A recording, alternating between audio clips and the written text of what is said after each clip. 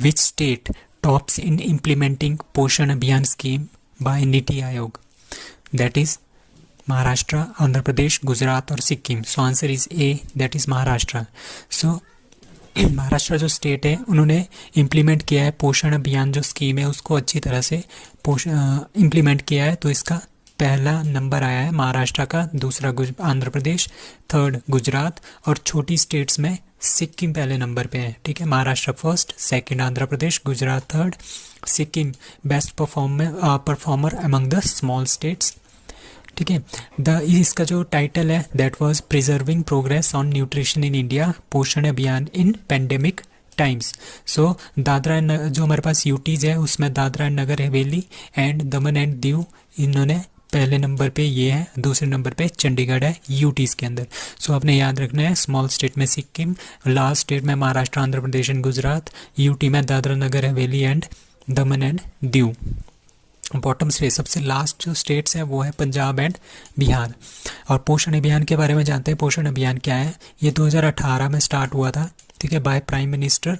इसका जो टोटल पोषण का जो फुल फॉर्म है वो है prime minister overarching scheme for holistic nutrition. ठीक है, टू इम्प्रूव द न्यूट्रिशन मतलब कि जो चिल्ड्रन है, छोटे बच्चे हैं 6 साल से नीचे वाले और प्रेग्नेंट जो वुमेन्स हैं उनके अंदर न्यूट्रिशन की कमी ना हो, उनको न्यूट्रिएंट मतलब कि उनको हेल्दी बनाओ. तो उसका यही एम है. द एम ऑफ द पोषण अभियान ठीक है सेलिब्रेटेड एनुअली. ठीक है, ये एनुअली इसको सेलिब्रेट किया जाता है हर साल इन द मंथ ऑफ सितंबर. तो सितंबर को बोला जाता है पोषण माह. सो पोषण अभियान स्कीम में महाराष्ट्र पहले नंबर पे है. Now which state UT tops in use of e prosecution portal? ठीक है, दिल्ली, यूपी, एमपी और J and K. So answer is B, that is UP. जितने भी हमारे पास क्रिमिनल केसेस होते हैं उसको ऑनलाइन उसकी प्रोसिक्यूशन होगी. ठीक है, ऑनलाइन उसकी प्रोसिक्यूशन होगी. उसके मामले में यूपी जो है सबसे पहले नंबर पे है. मतलब कि उत्तर प्रदेश ने 9.12 मिलियन केसेस जो है के साथ वो पहले नंबर पे है in the E prosecution portal के अंडर. ठीक है, ये हमारे पास डिजिटल इंडिया मिशन के अंडर ये आता है ई प्रोसिक्यूशन पोर्टल. इसके अंदर क्या हो जाता है, जिस तरह के हमारे पास अगर किसी की पेशी लगती है इन कोर्ट्स वगैरह तो वो क्या होते हैं वहाँ से उनको डेट्स वगैरह आती है तो उनको ऑनलाइन हम डेट्स प्रोवाइड करते हैं. ठीक है, ऑनलाइन डेट्स प्रोवाइड करो या फिर उनकी ऑनलाइन हियरिंग हो तो ये सारे काम ऑनलाइन होते हैं. So e prosecution portal is related to the prosecution of the criminals. So ranks सबसे पहला नंबर है यूपी का, दूसरा एमपी का, तीसरा बिहार का, चौथा गुजरात का. Now, International Day of Clean Air for Blue Sky is celebrated on that is 7th of September. 7th of September को हम मनाते हैं Clean Air for Blue Skies. The International Day for Clean Air for Blue Skies is observed globally on 7th of September. ठीक है, इसका मतलब क्या होता है, हमने क्वालिटी को इम्प्रूव करना है, एयर क्वालिटी को इम्प्रूव करना है. और ये स्टार्ट हुआ था 2019 से और इसका इस बार थीम था the air we share.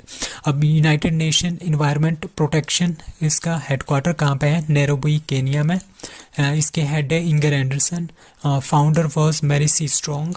And UNEP कब लॉन्च हुआ था? 5 जून 1972 को ये लॉन्च हुआ था. ये हमारे पास United Nation environment protection environment protection के लिए एक संस्था बनी थी. दैट इज़ इन उसका जो हेडक्वार्टर है that is in Nairobi Kenya. तो ये बना था 5 जून ऑफ 1972. सो 5 सितंबर को इंटरनेशनल चैरिटी डे बोलते हैं. 5 सितंबर नेशनल टीचर्स डे, 8 सितंबर इंटरनेशनल लिटरेसी डे और 14 सितंबर ये हमारे पास बहुत ही अच्छा क्वेश्चन है, काफ़ी पूछा भी गया है, that is Hindi Diwas. Which state government launched e governance portal Samarth? ठीक है, तो ये लॉन्च किया है उत्तराखंड ने एजुकेशन, ये हमारे पास जो उत्तराखंड का एजुकेशनल डिपार्टमेंट है उन्होंने ई गवर्नेंस पोर्टल समर्थ जो है उसको लॉन्च किया है. तो ये क्या करेगा, ये प्रोवाइड करेगा administrative and educational update including information about entrance exam, salary structure, appointment, new appointments. ठीक है। और जितनी भी हमारे पास स्टेट यूनिवर्सिटीज़ है उनमें कितनी अपॉइंटमेंट्स हो रही हैं, एंड 140 जो पब्लिक स्कूल है उसमें भी कौन कौन सी हमारे पास कौन कौन सी अपॉइंटमेंट है, कौन कौन से एंट्रेंस एग्ज़ाम है, सैलरी क्या है, तो ये सब कुछ इसी में दिया जाएगा in e portal that is Samarth. Jan Samarth portal भी हमने लॉन्च किया था by PM. It is a one step gateway for all credit linked schemes of the government. अब recently launch scheme in the Uttarakhand में जो स्कीम्स हैं और जो ऐप्स हैं वो लॉन्च हुए हैं रिसेंटली। दे आर मुख्यमंत्री स्वर रोजगार योजना, हंस जल धारा योजना, सीएम उद्यम खिलाड़ी उन्नयन योजना, हिम प्रहरी स्कीम, EFIR सर्विस, मुख्यमंत्री स्वरोजगार योजना। सो ये सारी की सारी योजना कहाँ की है? उत्तराखंड की। Now which state set up the India's first bio village. India का पहला बायो विलेज कहाँ पे सेटअप हुआ है? That is Tripura. So Tripura becomes the first state in India having its first modified bio village. ठीक है, तो कौन सा गांव है ये नाम है अपने ध्यान रखना है, दैट इज दसपारा गांव ऑफ त्रिपुरा। ठीक है, सो इसके अंडर क्या क्या होगा? इसमें Tripura government has aim to set up कितने 100 बायो विलेजेस ये सेटअप करेंगे। ठीक है, 10 जो बायो विलेजेस है वो सेटअप हो गए हैं। इसमें से जो फर्स्ट बायो विलेज है वो दसपारा नाम के गांव में खोला गया है। द बायो विलेज प्रोजेक्ट, इसका एम क्या है? इसका एम है सस्टेनेबल लिवलीहुड। सस्टेनेबल लिवलीहुड मतलब कि लोग भी जिएंगे और साथ में इन्वायरमेंट की प्रोटेक्शन भी होगी। ठीक है, फूड की सिक्योरिटी होगी। ठीक है, सोशल इकोनॉमिक डेवलपमेंट होगा रूरल कम्युनिटी के अंदर। और इसमें क्या होगा? जितने भी हमारे पास काम होंगे, जो भी हमारे पास एग्रीकल्चर के इक्विपमेंट्स हैं वो सोलर पावर्ड होंगे, एनर्जी सेविंग होंगे, इलेक्ट्रिकल डिवाइसेस, बायोगैस से हम खाना वगैरह बनाएंगे, बायो फर्टिलाइज़र हम यूज़ करेंगे खेतों में। सो मतलब कि सारा का सारा बायो फ्रेंडली, इको फ्रेंडली जितने भी काम होंगे वो सारे के सारे वहाँ पे होंगे। That is known as bio villages. ये किस लिए कर रहे हैं हम? To promote the green energy, green and clean energy to reduce the pollution.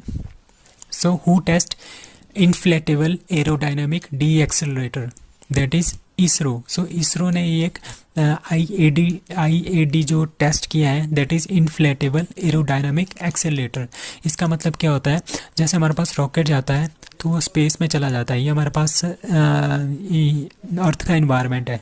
ठीक है, तो ये रॉकेट क्या है? ये अर्थ के इन्वायरमेंट के बाहर चला जाता है। ठीक है, जब इसको वापस आना होता है तो ये क्या करता है? ऐसे वापस आएगा जैसे ये इन्वायरमेंट के अंदर, जो पृथ्वी का इन्वायरमेंट है उसके अंदर आ जाता है तो यहाँ पे बहुत ही ज़्यादा फ्रिक्शन हो जाता है। फ्रिक्शन और स्पीड, और इसकी स्पीड भी बहुत ज़्यादा है, फ्रिक्शन भी बहुत ज़्यादा है, जिसकी वजह से क्या हो जाता है? इसमें आग लग जाती है। ठीक है, तो इसको प्रिवेंट करने के लिए हमने क्या किया है? ये इन्फ्लेटेबल एरोडायनेमिक डी एक्सेलरेटर जो है यूज़ किया। डी एक्सेलरेटर मतलब कि ये इसकी स्पीड को रोकेगा। स्पीड कैसे रोकेगा? मतलब कि इसके पीछे एक ऐसा डिवाइस लगेगा जो इसको ऊपर की तरफ खींचेगा, जिसकी वजह से इसकी स्पीड कम होगी और ये स्लोली नीचे आएगा। उसको बोलेंगे inflatable aerodynamic D accelerator. It is launched by ISRO ने इसका टेस्ट किया था। और ये डेवलप किसने किया है? विक्रम साराभाई स्पेस सेंटर जो हमारे पास है, ठीक है, वहाँ पे इसको डेवलप किया था। टेस्टेड फ्रॉम कौन से रैकेट से टेस्ट किया है? रोहिणी 300 RH300 MK2 से इसको लॉन्च किया गया था।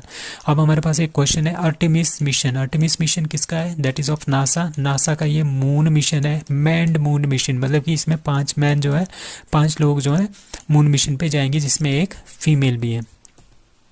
Now, according to NCRB, which state has the most number of sedition cases? Sedition cases मतलब कि राजद्रोह, मतलब कि जो गवर्नमेंट वहाँ पे है उनके अगेंस्ट कितने केसेस जो हैं लास्ट के 8 सालों में आए हुए हैं। तो उसमें से सबसे ज़्यादा जो कौन सी स्टेट में सबसे ज़्यादा केसेस आए हैं? दैट इज़ असम, हरियाणा, झारखंड और Meghalaya.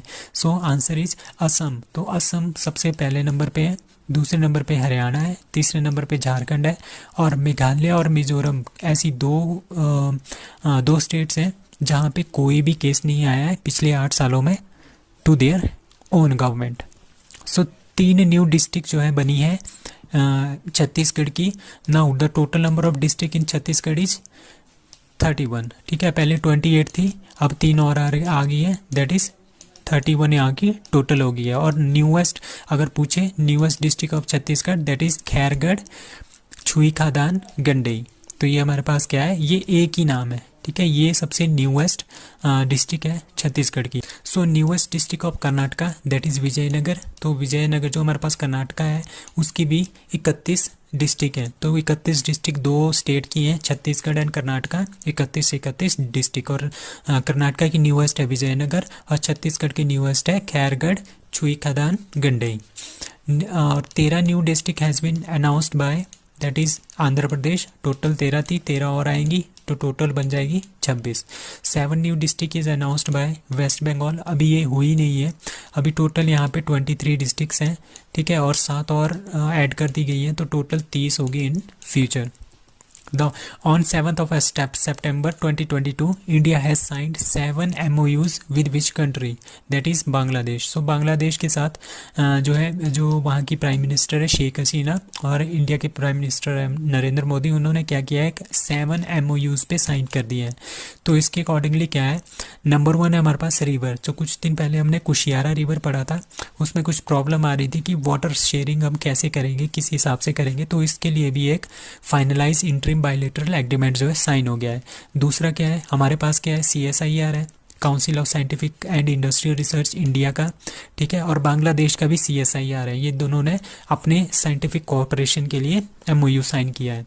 Now third one is जो हमारे पास बिल्डिंग है, the national judicial academy of Bhopal and Bangladesh supreme court, ठीक है, इसकी कैपेसिटी को ये दोनों इंक्रीज करेंगे।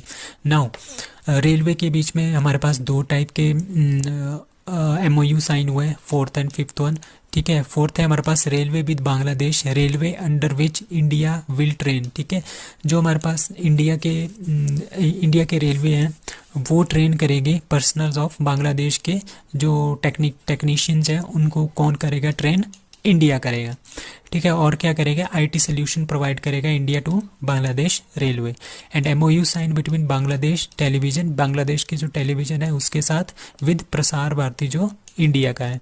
और 7th इज, तो आपको पता ही है कि इंडिया स्पेस टेक्नोलॉजी में बहुत ही बड़ी पावर है।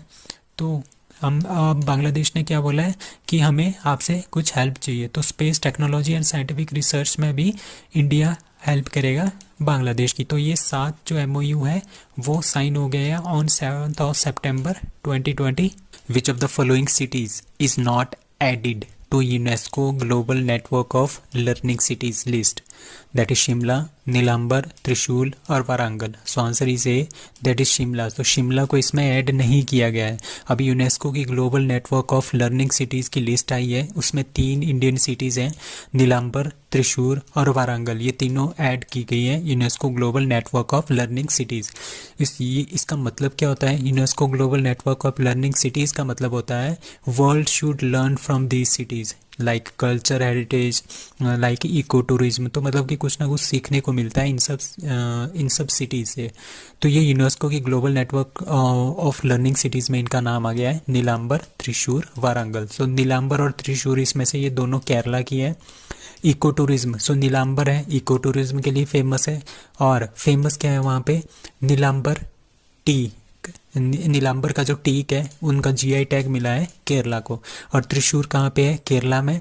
ये किसके लिए फेमस है, कल्चरल के लिए, famous of Thrissur, famous in Thrissur. Thrissur में क्या फेमस है, त्रिशूरपुरम फेस्टिवल, दैट इज इन केरला। सो वारंगल कहाँ पे है, तेलंगाना में, कल्चरल के लिए इसको ऐड किया गया है, ठीक है। फेमस इन वारंगल क्या है, 1000 से ज़्यादा वहाँ पे टेम्पल है, इसके लिए फेमस है। तो कुछ और बातें हैं, like latest UNESCO world heritage of India, that is Dholavira, Gujarat में है। ये सिंधु घाटी सभ्यता, हड़प्पा संस्कृति की एक साइट है धौलावीरा।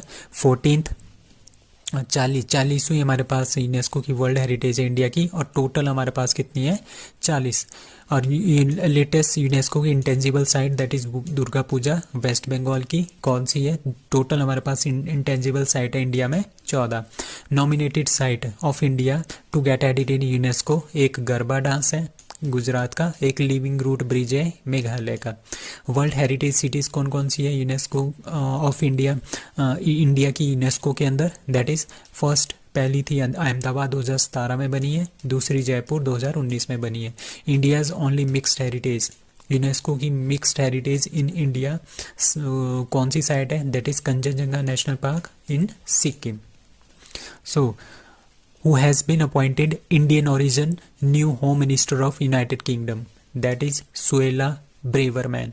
सो सुएला ब्रेवरमैन इनको क्या बना दिया है, होम मिनिस्टर बनाया है यूनाइटेड किंगडम का। अभी अभी वहाँ पे इलेक्शंस हुए थे, उसमें क्या हो गया, उसमें जो लीज ट्रस है वो वहाँ की प्राइम मिनिस्टर बन गई है। इन्होंने सक्सीड किया है बोरिस जॉनसन को, ठीक है। इनके अपोजिशन में कौन थे, उनके अपोजिशन में थे ऋषि सुनक जो कि इंडियन है, ये हार गए हैं, ठीक है। सुएला ब्रेवरमैन शिवाज पहले ये अटॉर्नी जनरल थी यूनाइटेड किंगडम की, अब ये क्या बन गई है, होम मिनिस्टर, और ये इंडियन ओरिजिन की है, ठीक है। Rishi Sunak he was the former prime minister finance minister, इन्होंने क्या कर दिया था, रिजाइन दे दिया था क्या, पीएम के इलेक्शन के लिए, और उसके बाद क्या किया था इन्होंने, पीएम के इलेक्शन के लिए ये खड़े हो गए थे और ये हार गए लीज ट्रस से। सो लीज ट्रस कौन है, ये थर्ड फीमेल प्राइम मिनिस्टर है यूनाइटेड किंगडम की। फर्स्ट कौन थी, Margaret Thatcher, second in Theresa May, तीसरी कौन सी अब, लीज ट्रस। और प्रीति पटेल कौन थी, प्रीति पटेल जब बोरिस जॉनसन की सरकार थी उस टाइम में ये होम मिनिस्टर थी यूनाइटेड किंगडम की। She is also from India. सेहत स्कूल हेल्थ योजना is started by which state, that is C, Haryana. So Haryana ने स्टार्ट किया है सेहत स्कूल हेल्थ योजना। इसके अकॉर्डिंगली क्या होगा, एक साल में 2 बार, ठीक है, एक साल में 2 बार चेकअप होगा, कितने, जितने भी स्कूल्स हैं वहाँ पे, स्कूल के जो स्टूडेंट्स हैं उन सब का चेकअप होगा साल में 2 बार। और टोटल स्टूडेंट कितने बेनिफिट होंगे, 25 लाख स्टूडेंट का ये चेकअप होगा, ठीक है। It is related to the health of Haryana, Haryana की ये एक योजना है। अब सेहत पोर्टल भी आया था कुछ दिन पहले, वो जो लॉन्च किया था वो मिनिस्ट्री ऑफ डिफेंस ने लॉन्च किया था। Health protection for family of defence personnel, जो डिफेंस से रिलेटेड पर्सनल है उनकी जो फैमिलीज हैं उनकी हेल्थ प्रोटेक्शन के लिए सेहत पोर्टल है। और जो ये सेहत है, Sehat scheme, that is related to education by Haryana government इसको लॉन्च कर रही है। अब ई अधिगम योजना, ये भी हमारे पास हरियाणा की है। Free tablets to the students from 9th to 12th। Smile योजना is related to the upliftment of transgender and beggars, ये ध्यान रखना, ये काफ़ी बार ये क्वेश्चन आ भी गया है ना। नमस्ते योजना for upliftment of sewage workers, ठीक है। अम्मा और बहन योजना, ये अभी अभी स्टार्ट हुई है कुछ 4-5 महीने पहले इन सिक्किम में। Who is going to host first ever mountain bicycle world cup, ठीक है। आजकल जो माउंटेन बाइसिकल वर्ल्ड कप है वो सबसे पहली बार हो रहा है, और वो सबसे पहली बार खास बात ये है कि इंडिया में हो रहा है। और इंडिया की कौन से स्टेट में और कौन सी सिटी में हो रहा है, ये लेह में हो रहा है, ठीक है। UCI MTV eliminator world cup is भी will be organise in the collaboration with, कौन कौन कोलैबोरेट कर रहे हैं इसको, administration of UT Ladakh and cycling association of India, ये दोनों मिलके क्या करवा रहे हैं, first ever mountain bicycle world cup करवा रहे हैं। और लद्दाख में ये हो रहा है, लेह में हो रहा है, ठीक है। लद्दाख के लेफ्टिनेंट गवर्नर कौन है, दैट इज RK माथुर। सो अब कुछ और क्वेश्चन है। First carbon neutral airport, that is Leh airport. Renewable energy के ऊपर पहला इंडिया का airport, that is IGI airport, Indira Gandhi international airport Delhi. Losar, Hemis और स्पुतलिक गस्टर, ये तीनों आपने ध्यान रखने, काफ़ी बार पूछे जाते हैं। लोसर, हेमिस एंड स्पुतलिक गस्टर, ये तीनों के तीनों फेस्टिवल है कहाँ के, लेह और लद्दाख के। Losoong is a festival of Sikkim. First Himalayan film festival, that is Leh Ladakh में हुआ था। India's biggest national park, that is Hemis national park in Leh Ladakh. 2+2 talk is going to be organized between India and which country, that is Japan. India और Japan के बीच में एक 2+2 talk हो रही है, ठीक है। इस 2+2 टॉक में क्या होगा, एक हमारे फॉरेन मिनिस्टर होंगे और दूसरे हमारे डिफेंस मिनिस्टर होंगे, ये दोनों जाएंगे, ठीक है। और ये मिलेंगे किसके साथ, foreign minister of Japan, foreign minister of Japan and defence minister of Japan. तो क्या होगा इसमें, क्या होगा, फॉरेन पॉलिसीज़ के बारे में बात करते हैं, डिफेंस के बारे में बात करते हैं, तभी इसको 2x2 बोलते हैं, क्योंकि 2 यहाँ से जाएंगे, ठीक है। एक कौन जाएगा, एक जाएगा फॉरेन मिनिस्टर, एक डिफेंस मिनिस्टर, और फॉरेन मिनिस्टर और डिफेंस मिनिस्टर ऑफ जापान, ये दोनों आपस में बैठक करेंगे, इसको बोलते हैं 2+2 टॉक। तो इंडिया और जापान के बीच में हो रही है, पहली बार ये हुई थी इंडिया और जापान के बीच में 2020, दैट इज़ न्यू दिल्ली में हुई थी। और सेकंड कब हुई है, अब हो रही है 2022 इन टोक्यो में, पहले न्यू दिल्ली में होती है, अब कहाँ पे हो रही है, टोक्यो जापान में। अब इंडिया ने किस किस के साथ 2+2 टॉक की है, 4 कंट्रीज़ के साथ की है। 3 कंट्रीज़ इसमें से क्वाड की मेंबर हैं, कौन कौन, जापान, ऑस्ट्रेलिया एंड यूएसए। ठीक है, इनके साथ तो 2+2 टॉक की हुई है। अब चौथी कंट्री है रशिया। रशिया के साथ में भी ये एक नॉन क्वाड कंट्री है जिसके साथ इंडिया ने क्या किया है, 2+2 टॉक की हुई है। तो आपने ये ध्यान रखना है, काफ़ी इंपॉर्टेंट क्वेश्चन है। Now, what is the name of India's first nasal vaccine for COVID-19 that has been approved by Drug Controller General of India for emergency use? emergency में हम उसको यूज़ कर सकते हैं, मतलब कि फर्स्ट नेजल वैक्सीन, नोज़ के लिए जो वैक्सीन है, ठीक है, फॉर कोविड-19 से बचने के लिए, तो वो है दैट इज़ CHAD-36। ये इंडिया की फर्स्ट नेजल वैक्सीन है, मेड बाय भारत बायोटेक ने इसको बनाया है। ठीक है, और जो ये है AD5NCOV, ये AD5NCOV हमने कुछ दिन, अभी 2-3 दिन पहले पढ़ा था। ये फर्स्ट एवर नीडल लेस, मतलब कि बिना इंजेक्शन के हम इसको देंगे, ये सूंघ के दी जाती है। ठीक है, ये बनाई है किसने, चाइना ने। ये वर्ल्ड की फर्स्ट है और ये इंडिया की फर्स्ट है, CHAD-36। इग्नाइटेड माइंड एक प्रोग्राम है, इज स्टार्टेड बाय आर्मी का जो फायर एंड फरी कॉप्स है। ठीक है, उन्होंने ये प्रोग्राम स्टार्ट किया है इग्नाइटेड माइंड। कौन से प्लेस में स्टार्ट किया है, दैट इज़ इन कारगिल। सो लेह लद्दाख की दो डिस्ट्रिक्ट है, एक लेह है और दूसरी कारगिल है। लेह में ये जो इग्नाइटेड माइंड है, लेह में पहले ही इन्होंने इंट्रोड्यूस कर दिया है। वहाँ की सक्सेस को देखते हुए अब कहाँ पे ये स्टार्ट कर दिया है, कारगिल में भी स्टार्ट कर दिया है। और इसकी फंडिंग कौन कर रहा है, फंडिंग कर रहा है हिंदुस्तान पेट्रोलियम कॉरपोरेशन लिमिटेड, इसकी फंडिंग करेगा। तो उसके बाद इसका एम क्या है, इसका एम होता है कि जो स्टूडेंट्स हैं, +2 के से पास जो स्टूडेंट्स हैं, उनको नीट की तैयारी देना और JEE की एंट्रेंस की तैयारी करवाना, नीट और JEE की तैयारी करवाना। एलिजिबिलिटी क्या है इसके लिए, इसके लिए बंदा वहाँ का लेह लद्दाख का रेजिडेंशियल होना चाहिए, 12th 70% और 70% से अबव मार्क्स में होनी चाहिए, और उनकी एनुअल इनकम 3.5 लाख से कम होनी चाहिए। यहाँ पे 3.5 लाख से कम होनी चाहिए। Now, which state of India won International Travel Award 2023 for Best Destination for Culture? That is West Bengal. तो वेस्ट बंगाल ने ये जीता है international travel award for 2023। Best destination for culture award is given to West Bengal, that is answer A. Pacific area travel writers association, जिसका नाम है PATWA, Pacific area travel writers association PATWA ने किसको दिया है, ये जो है United Nation world tourism organisation UNTO की एक क्या है, एक मेंबर है। ठीक है, पाटवा जो है UNWTO का एक पार्टनर है। इसका UNWTO का हेडक्वार्टर है मैड्रिड, स्पेन में, इनका ध्यान रखना है। Now for the second year row, दूसरी बार वर्ल्ड ट्रैवल अवार्ड जो है रिपब्लिक ऑफ क्यूबा को दूसरी बार लगातार क्या कर दिया है, सेलेक्ट किया है for Caribbean leading cultural destination in 2022। और इंडिया में किसको मिला है, who won international travel award 2023 for best destination for culture, that is West Bengal. Now international literacy day 2022 celebrates on कौन सी तारीख को, दैट इज़ 8 सितंबर को हम इंटरनेशनल लिटरेसी डे मनाते हैं। कुछ और दिन है हमारे पास सितंबर में जो काफ़ी इंपॉर्टेंट है, लाइक 1 सितंबर नेशनल न्यूट्रिशन वीक 1 से लेकर 7 सितंबर तक, 2 सितंबर वर्ल्ड कोकोनट डे, 5 सितंबर international charity day and international teachers day, 5 को दोनों होते हैं। उसके बाद 8 सितंबर को इंटरनेशनल लिटरेसी डे, 14 को हिंदी दिवस, ये काफ़ी इंपॉर्टेंट क्वेश्चन है। 15 सितंबर को इंजीनियर्स डे, 15 सितंबर को एक और है इंटरनेशनल डे फॉर डेमोक्रेसी, ये भी काफ़ी इंपॉर्टेंट है दोनों। एंड 16 सितंबर को वर्ल्ड ओजोन डे, ये तीनों काफ़ी वेरी मच इंपॉर्टेंट है, all this 3। So what is the rank of India in UNDP based human development index, 129, 130, 131, 132। So answer is D, that is 132। जो UNDP है, यूनाइटेड नेशन डेवलपमेंट प्रोग्राम, इनके ये 2 तरह की रिपोर्ट्स जो तैयार करते हैं, एक HDI और एक GII। HDI human development index, दूसरा जेंडर इनइक्वालिटी इंडेक्स। तो इसमें क्या है, it is a report by UNDP, it has 3 main factors. ठीक है, जिससे कि ये रिपोर्ट बनाई गई है।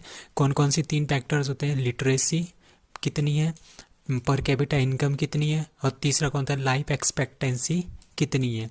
तो it was started by 1990 1990 by Amartya Sen, India के हैं, और महबूब उल हक ये पाकिस्तान के हैं। सो रैंक कौन कौन सा है? फर्स्ट रैंक है स्विट्जरलैंड का। ये 0 से 1 के बीच में इसमें रैंकिंग की जाती है। 0 से 1 तक इसमें मार्क्स दिए जाते हैं, नंबर दिए जाते हैं। जैसे स्विट्जरलैंड को 0 और 1 में से मिला है 0.926, तो ये फर्स्ट नंबर पे हैं। फिर नॉर्वे, फिर आइसलैंड, फिर हांगकॉन्ग। और इंडिया का नंबर है 132। और इंडिया का जो नंबर है, जो मार्क्स मिले हैं, that is 0.633। Previous year rank was 131। पिछले साल 131 था, इस साल 132 है। और इंडिया से आगे कौन कौन से देश हैं? लाइक बांग्लादेश, भूटान, श्रीलंका, जो एशिया के इंडिया के जो पड़ोसी देश हैं। लाइक श्रीलंका का 73 है, भूटान का 127, बांग्लादेश का 129। और जेंडर इनइक्वालिटी इंडेक्स में इंडिया का नंबर है 122, 122। 150th किस में है? वर्ल्ड प्रेस फ्रीडम इंडेक्स में 150th। 136 वर्ल्ड हैप्पीनेस इंडेक्स में। इन्वायरमेंट प्रोटेक्शन इंडेक्स 180th, ये लास्ट नंबर है इंडिया का इसमें। World peace index 135th। Gender gap index 135th।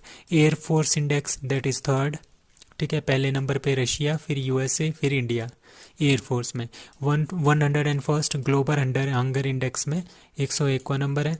और 85th number in corruption index में 85th नंबर है। और यूएनडीपी कब फॉर्म हुआ था? 22 नवंबर 1965 को। हेडक्वार्टर इसका न्यूयॉर्क में है। पेरेंट ऑर्गेनाइजेशन इज इकोसोक, जो कि यूनाइटेड नेशन का एक पार्ट है। Now DRDO and Indian Navy tested fired QRSAM from which place? That is, तो DRDO जितने भी मिसाइल, ये मिसाइल है QRSAM, that is quick response surface to air missile. तो ये जितने भी ये जो जितनी भी टेस्टिंग होती है, ये चांदीपुर उड़ीसा से होती है। तो चांदीपुर उड़ीसा से होता है। Quick response surface to air missile है, ठीक है। तो काउंटर, जिस तरह से हमारे पास मूविंग जो टारगेट्स होंगे उनको हिट करने के लिए हमने ये बनाई है QRSAM। और इसकी रेंज शॉर्ट रेंज है, दैट इज़ 25 to 30 किलोमीटर। अभी कुछ दिन पहले हमने पढ़ा था VLSRSAM, that is vertical launch short range surface to air missile. तो ये भी लॉन्च की थी, चांदीपुर से ही लॉन्च की थी ये, by DRDO and Indian navy, ठीक है। Astra is a air to air missile. And BrahMos is a, India और रशिया ने ये दोनों इकट्ठे होके एक मिसाइल बना रहे हैं, that is supersonic cruise missile. Deal to sell, तो जो ये ब्रह्मोस है, ये हम बेच रहे हैं किसको? ब्रह्मोस बेच रहे हैं फिलीपींस को। इन $375 मिलियन की डील हुई है। नाउ टीबी फ्री भारत अभियान वॉज रिलॉन्च्ड बाय, जो ये टीबी फ्री भारत अभियान था, ये पहले भी लॉन्च हो चुका है। अभी ये क्या हो गया था, इसका बिल्कुल ही मतलब ये ख़त्म हो गया था। अब इसको फिर से रिलॉन्च किया गया है by president of India, that is Droupadi Murmu. So target के कब तक है? 2025 तक का टारगेट है, टीबी को ख़त्म करना है। टीबी हारेगा, देश जीतेगा।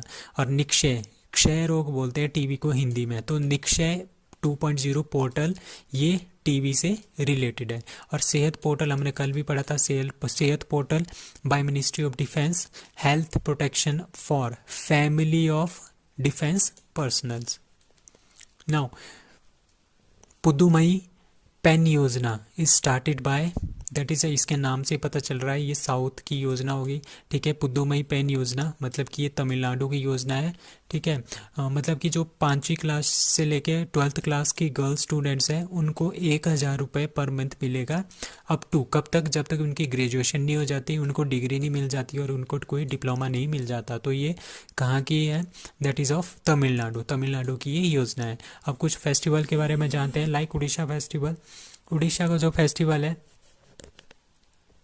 सबसे पहले उड़ीसा के जो फेस्टिवल है, रज पर्व है, धनु यात्रा है, नौखाई है। केरला के फेस्टिवल त्रिशूर पूरम एंड ओणम है। पोंगल फेस्टिवल जलाई कट्टू, जिसमें जल्ली कट्टू होता है। पोंगल फेस्टिवल इज ऑफ गोलिन president Ukhnaagiin Khurelsukh gifted a horse to Rajnath Singh. The name of the horse is, तो अभी क्या है, जो राजनाथ सिंह है हमारे डिफेंस मिनिस्टर, फर्स्ट टाइम कोई इंडिया का डिफेंस मिनिस्टर जो है मंगोलिया विजिट कर रहा है, ठीक है। He is Rajnath Singh. तो वहाँ के जो प्रेसिडेंट है उखनागिन जी, उन्होंने क्या किया है, उन्होंने एक घोड़ा गिफ्ट किया है राजनाथ सिंह को, ठीक है। उस घोड़े का नाम क्या है? अस्त्र, चेतक, तेजस और शेर सिंह। तो उसका नाम है तेजस, ठीक है। तो मंगोलियन प्रेसिडेंट ने घोड़ा दिया है राजनाथ सिंह को, उसका जो नाम था, उसका नाम था कांथखा, ठीक है। बाद में उसका रीनेम करके क्या रखा है? तेजस नाम रखा है, ठीक है।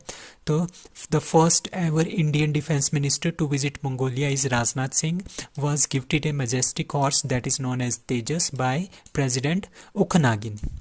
तो Mongolia is a home for, मतलब कि वहाँ पे बहुत सारे घोड़े होते हैं, 3 मिलियन घोड़े जो वहाँ पे हैं। तो जितनी उनकी पॉपुलेशन है, घोड़ों की पॉपुलेशन है, उतनी ही पॉपुलेशन वहाँ की इंसानों की भी उतनी ही पॉपुलेशन है। तो बहुत ही ज़्यादा वहाँ पे पॉपुलर हैं घोड़े। सो क्वीन एलिजाबेथ टू, जिनकी अभी डेथ हुई है, she was from which country? She was the queen of Britain, ठीक है, आंसर इज डी। तो queen Elizabeth to who rained the UK for 70 years, मतलब कि 70 साल तक वो वहाँ की रानी रही है, 1952 से 2022 तक, और लॉन्गेस्ट सर्विंग ये क्वीन है। और ये कहाँ पे इनकी डेथ हुई है? बाल मोरल नामक एक जगह पे इनकी डेथ हुई है, और इनकी एज थी 96। She was the longest serving monarch in British history, raining for 70 years. तो ऑल ओवर द वर्ल्ड इनका दूसरा रैंक है, ठीक है। सबसे ज़्यादा टाइम तक किसने शासन किया, उसका नाम है Louis XIV, Louis 14 of France, France के लुइस 14 का है। उनका जो लॉन्गेस्ट रेनिंग मोनार्क था वो 72 साल का था एंड 110 दिन, ठीक है। 1643 टू 1715, 1643 टू 1715 तक ये राजा रहे थे। तो 72 ईयर्स तक ये राजा रहे थे। और उसके बाद दूसरा नंबर आता है किसका? क्वीन एलिजाबेथ टू का, 70 साल तक ये क्वीन रही थी। और अब तीसरा नंबर किसका आता है? कुछ दिन पहले अभी जून में ही इनकी न्यूज़ आई थी कि इन्होंने किसको सरप्रास किया था क्वीन एलिजाबेथ टू ने? भूमिबोल अदुल्यादेज, ठीक है। भूमिबोल अदुल्यादेज ये थाईलैंड के राजा थे, जिनका जो है 70 साल का, इनका भी 70 साल तक टेन्योर रहा था, 70 साल 126 दिन का। बट अब क्वीन एलिजाबेथ दूसरे नंबर पे है, ठीक है। इनको पीछे छोड़ दिया था इन्होंने जून में। तो फर्स्ट है Louis 14 of France, second one queen Elizabeth two, third is Bhumibol Adulyadej from Thailand. तो 15 प्राइम मिनिस्टर जो क्वीन एलिजाबेथ टू है, उन्होंने 15 प्राइम मिनिस्टरों को अपने अपने सामने देखा है उनको सर्व करते हुए, ठीक है, इंक्लूडिंग मिस ट्रूस, ठीक है। क्योंकि परसों ही उन्होंने किया था, मिस ट्रूस जो अभी लिज ट्रूस न्यू PM बनी है इंग्लैंड की, तो उनको शपथ वगैरह उनको अपॉइंट किया है किसने? क्वीन एलिजाबेथ टू ने। और जो विंस्टन चर्चिल थे, विंस्टन चर्चिल जो 2 बार प्राइम मिनिस्टर बने थे, एक बार वो बने थे 1940 में, दूसरी बार जो वो बने थे 1940 में, उसके बाद 1951 में वो फिर से PM बने थे। जब वो 1951 में PM बने थे तो 1951 से 1955 तक ये PM रहे थे। तो वहाँ से लेके मिस ट्रूस तक इन्होंने 15 जो है प्राइम मिनिस्टर अपनी आंखों के सामने बदलते हुए देखे हैं from England. India and which country conducts counter ransomware exercise for 26 nations? That is India and UK, United Kingdom, that is Britain. इन्होंने एक जॉइंट एक्सरसाइज जो है वो किया था to counter the ransomware. Ransomware एक तरह के क्या होते हैं? वायरस होते हैं, कंप्यूटर वायरस होते हैं। तो ये सारा का सारा प्रोग्राम क्या हुआ था? ये ऑनलाइन एक्सरसाइज हुई थी, ठीक है। विद 26 और नेशन ने भी इसमें पार्टिसिपेट किया था, बट ऑर्गेनाइज किसने किया था? इंडिया एंड UK ने। US unveils $2 billion military add for Asia, Africa, north America और Europe.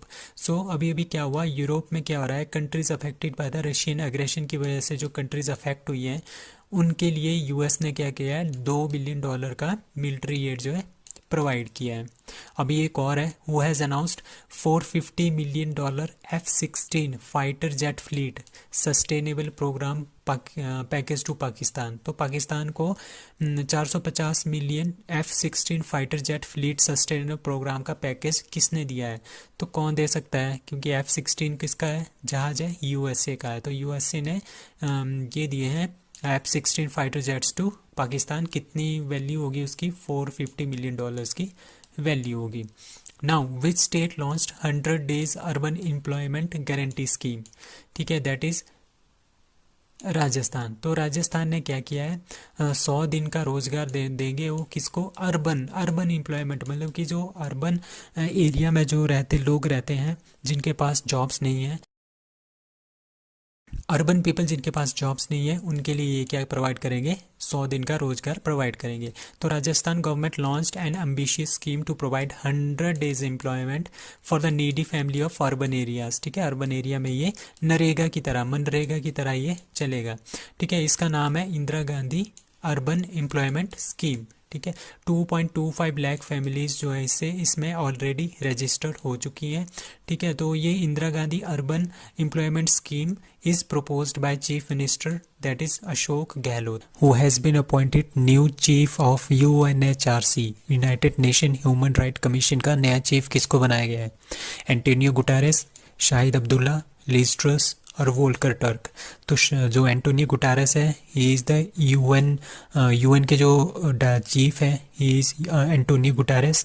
Shahid Abdulla is a UN जो जनरल असेंबली है यूएन की, यूएनजीए, उनके जो हेड है वो है Shahid Abdulla. Liz Truss is the prime minister of United Kingdom. So Volker Turk है उनको नया चीफ बनाया है यूएनएचआरसी का। यूएनएचआरसी मतलब United Nation human rights commission. It was made in 2006। Its headquarter is at Geneva, Switzerland.